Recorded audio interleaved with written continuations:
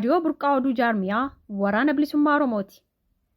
Jajjabee loltuu bilisummaa keetii yeroo amma. Jajjabee loltuu bilisummaa keetii yeroo amma. Yaadirooni meeshaa barri fidee gooni sodaatiti. Yaadirooni meeshaa barri fidee gooni sodaatiti. Yaagota koo yaadatalee gaafa lolaa yaawwatalee yaagota koo yaadatalee.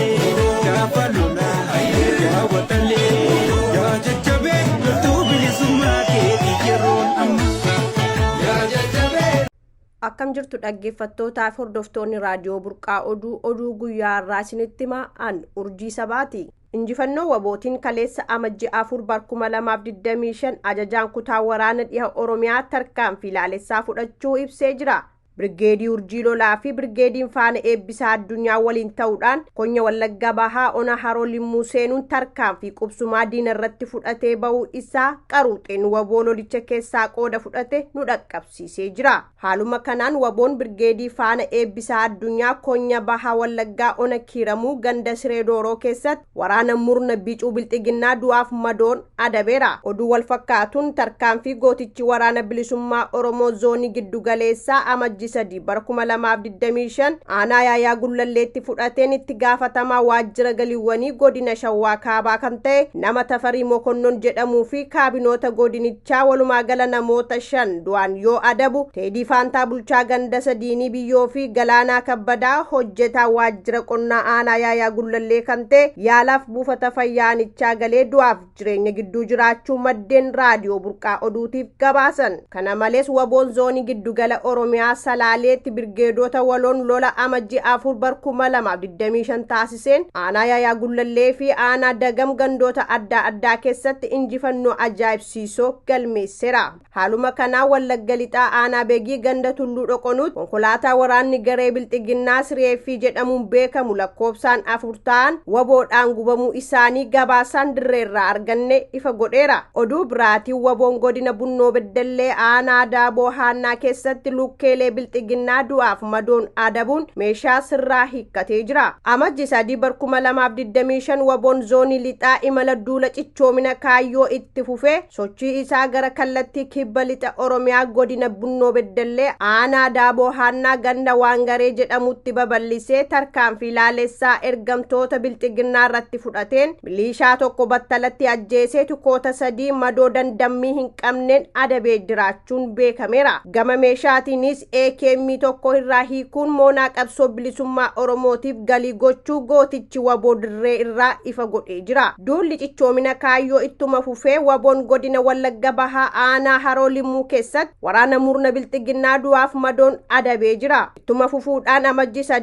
3/2025 waboon zoonii lixaa imala duula cichoomina kaayyoo milkeessuuf tarkaanfii jajjabduu waraana namtokkee Abiyyi Ahimad irratti fudhateera. Waboon Urjii Lolaa godina Baha Wallaggaa aanaa Haroo Limmuu ganda Dangee jedhamu keessatti ergamtoota sirna qeenxee irratti tarkaanfii guggubduu fudhateen 4 battalatti ajjeesuun 2 madoon adabee injifannoo boonsaa galmeessee jira. Tarkaanfii waboo kanaan kan baaragan waraanni bilxiginnaa godina Wallagga Bahaa aanaalee adda addaa keessatti jiraattota saamuu fidhuu cimsanii itti fufaa jiraachuu maddeen nuuf gabaasanii jiru. Oduu biraan Baha Wallaggaa aanaa Jimmaa Arjoo ganda Imbaatuu Mikaa'el jedhamu keessaa muddee 2024 ergamtoonni bilxiginnaa Tamasgeen Mirreessaa jalaa qotiyyoo 2 adda maskaram haftee jalaa loon 3 sababa tokko malee saamanii deemuu maddeen keenya ifa godhaniiru. Dabalataanis Addisuu Dabalaa, Taarikuu Fayyisaa fi Tolaa nama jedhamu dabalatee badii tokko malee bakka hojii isaaniitii ukkaabsuun rifeensa namtolchee mataa isaaniirra kaa'uun miseensota waboo boojine jedhanii harka isaanii duubatti hidhuun gandoota keessa naannessaa erga turaniin booda gara waajjira poolisii aanaa Jimmaa Arjoo geessanii hidhuu isaanii maddeen raadiyoo burqaa oduutiif himaniiru. Haaluma wal fakkaatuun aanaa Kiiramuu ganda guddinaa jireenyaa jedhamu aadde Biqilee Dassuu jalaa loon 5, obbo Fiqaaduu Kontee jalaa loon 7, obbo Badhaasaa Oliiqaa jalaa loon 7 walumaa galatti loon 18 jalaa saamanii deemuu maddeen keenya bakkicharraa nuuf himaniiru. Humni furgaatu waboo zoonii Bahaa godina Harargee Lixaa aanaa Ciroo Araddaa Waddeeytiitti kaabineen ilmaan Oromoo humnaan gara waraanaa guuruuf bobbaate irratti tarkaanfii laalessaa fudhateen kaabinicha Abbaa Araddaa fi kaabinee ittaanaa dabalatee battalatti 3 ajjeese 2 madeessuu beeksise. Haaluma kanaan kaabinoonni ilmaan Oromoo sababa tokko malee sirna ofii tiffachuuf dirqamaan haadhaaf abbaa boochisiisanii guuran tarkaanfii keessa deebii hin qabne akka irratti fudhatamu waboon baha Oromiyaa beeksise. Sirni garboonfataa uummata keenya gidirsuun akkuma itti fufetti jiraachuu jiraattonni dubbatan. Godina Wallaggaa Bahaa Ona Sibusree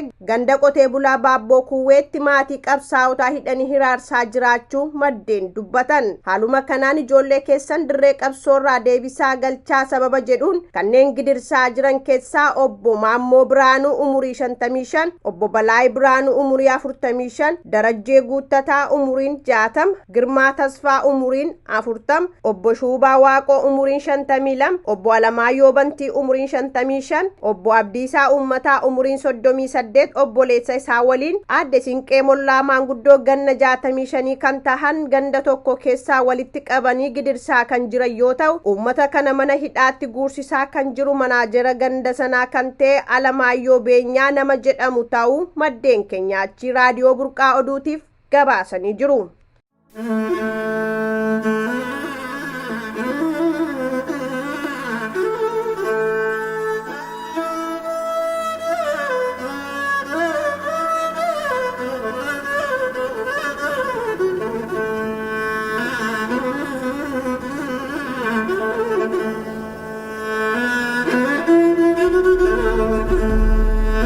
Allaya mokori danganya margau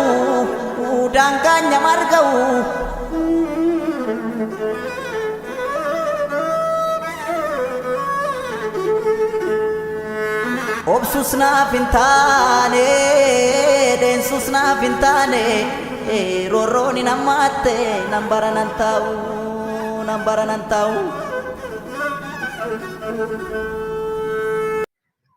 waan mana beesan milkeessuudhaaf lafa kanarra jiraatayu jiraachuu hundi isaayyuu kasanii jechuudha. Kanaaf argitee nuti wobooni waraanni bilisummaa Oromoo waraana kaanirra wanni adda nu taasisu imaanaa goototaa ofirraa qabna, imaanaa uummata Oromoo, imaanaa haadha hiyyeessaa ofirraa qabna, imaanaa dhaloonni kalee fi dheengadda irratti kitime nutti laate ofirraa qabna. Alaabaa tana ofirraa qabna laa kunu. Alaabaa tana argitee hin mul'ataa mi'a? Hin mul'ata alaabaan kun? Alaabaan kun kan inni mul'achuu danda'u yoo ati jabaa taate, yoo ani jabaa ta'e, yoo cufti keenya jabaa taane alaabaa kana argite addunyaa fuulduratti gadi dhaabuu dandeenya. Addunyaa fuulduratti harka lamaan gadi dhaabuu kan nuti dandeenyu yoo nuti jabaa taane qofa.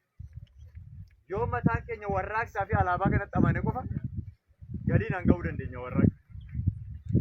Yookaan irratti dhimma baduu dandeenya jechuudha. Kanaaf mataan keessan jabaachuu danda'uu qaba argite.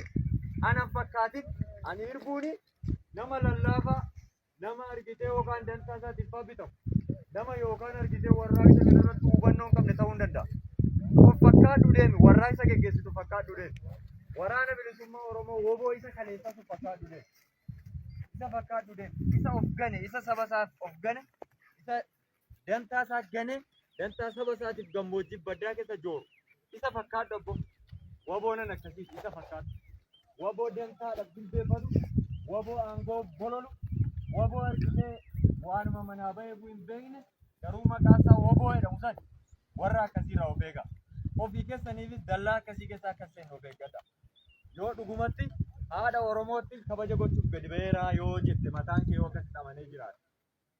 Yoo imaanaatu narra jiraa, wanti nan imanaa bahee imaanaa wayiitu narra jiraa yoo hin jetta yoo taate qabsootti amanii, warraaqsatti amanii, kaayyoo fageeggatti amanii, namatti amanii, haga yoomiin haga inni daandii warraaqsarra jirutti itti amanii, waliin deemi, waliin qabsoo geggeessi, waliin qixxeessi, woboo qixxeessi waliin ijaari, moonaa qabsoo waliin ijaari. Haga gaafa inni dallaa warraaqsaa keessa jirutti.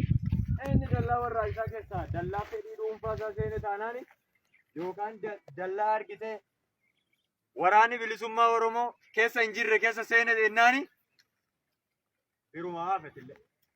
Abbaa fedhe haa ta'u jechuudha. Abbaa fedhe haa ta'u. Akkas yoo taane nuti nama warraaqsaa taane. Yoo of fakkaanne warraaqsa gaggeessinu fakkaanne yoo deemne akkasii jechuudha. Addunyuma kanarrattu waraana ta'uu salphaadha bee. Waraana ta'uu salphaadha. Oboo ta'uun garuu ni ulfaata. Oboo ta'uun ni ulfaata. Oboo ta'uun. Oboo ta'uuni of ganuudha. Dantaa ofii ganuudha. Oboo ta'uun. Fedha ofii ganuudha. Oboo ta'uun. Kaayyoof akeekaa fi sagantaa siyaasaa abaa'ootti amanuudha. Oboo ta'uun. Seeratti amanuudha. Seeratti amanuudha. Dambiilee ittiin bulmaatatti amanuudha. Oboo ta'uun. Saba ofiitiif wareegamuudha. Of kennuudha. Qabsoo kanaaf of kennuudha. Wareegama kaleessaa fi dheengaddaa sanitti bakka gochuu fi halkaniif guyyaa dhama'uutu oboodha. Oboo ta'uun ayyaantummaadha. Saba ofiif wareegamuun ayyaantummaadha. Hundi saba Baay'ee miseensa waraana bilisummaa Oromoo zoonii lixaa Jaalgadaan jedhama. Walaloon koos seenaa gootota Oromoo irratti kan xiyyeeffatedha.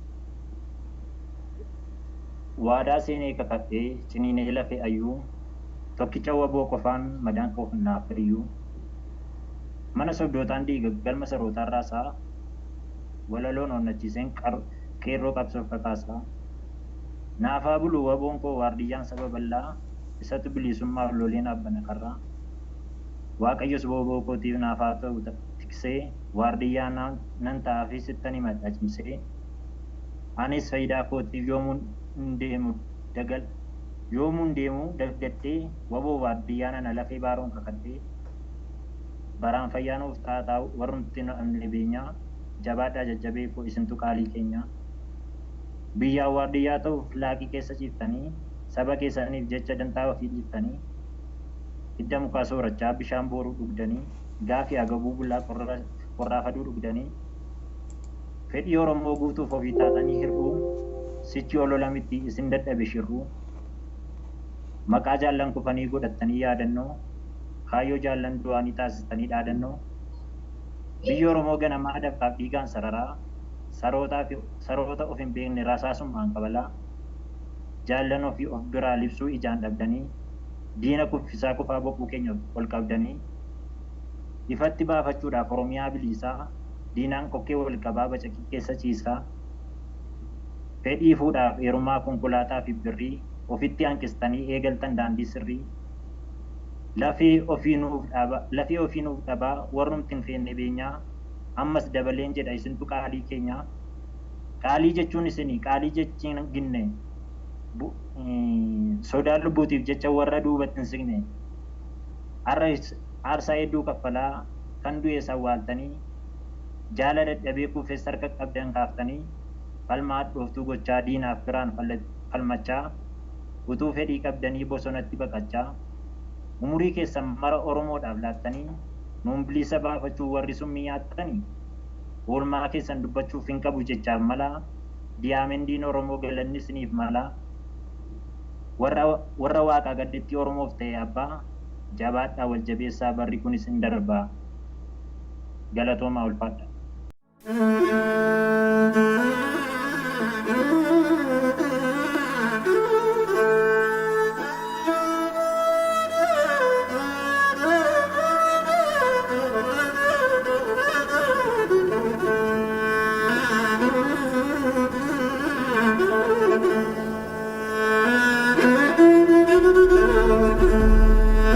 Allayyaa mokorii daangaanya marga'u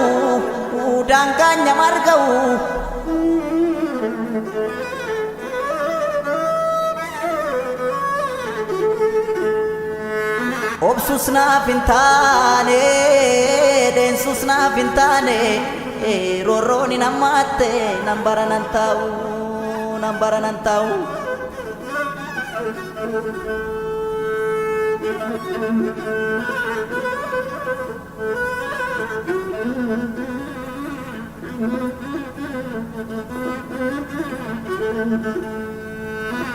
Surree jilbarraan numtee tabbaatu waraannata. Surree jilbarraan numtee tabbaatu waraannata. Roorroqee ofitti dhuftee tabbaatu tattaaffatan.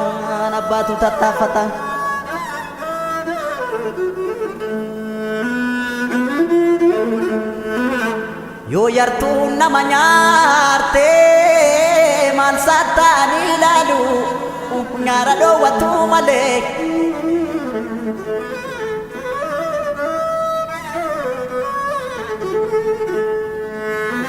akkashiin lamuu nyaarree biyyee nyaachisuu malee yoo si hartuurra aananii gaafa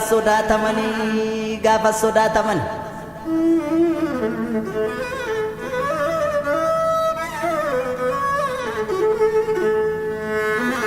Randagamaa motobiin bajjii baqaqsuu kooti.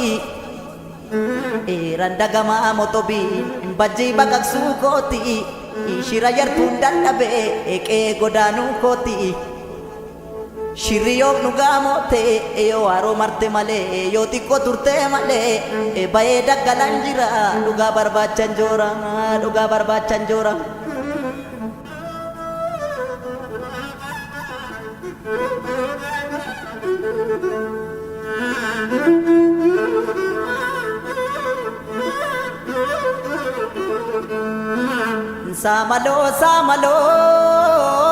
Samaloon hin baatti yoo makkanaa tafti.